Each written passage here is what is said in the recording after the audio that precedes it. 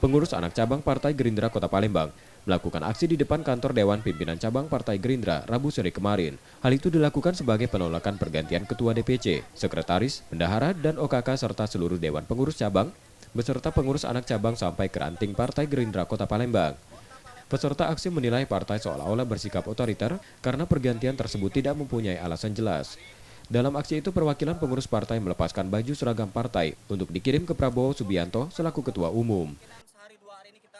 SK pemecatan ini sudah diterima atau gimana, Pak? Sampai sekarang saat ini, Pak, kami belum melihat SK itu dan sepengetahuan saya belum di tangan Bapak Prabowo. Jadi aksi kita hari ini apa?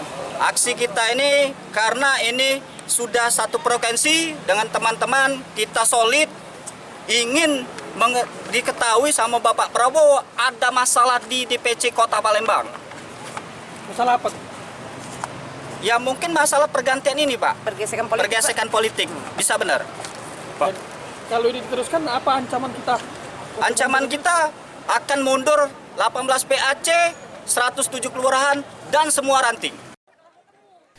Jika DPP Partai Pengurus masih ingin mengganti kepengurusan DPC Partai, para pengurus 13 PAC hingga tingkat ranting di 107 kelurahan Kota Palembang mengancam mengundurkan diri serentak. Yudi Kiswanto, Kompas TV, Palembang. Yudi Kiswanto, Kompas TV, Palembang, Sumatera Selatan.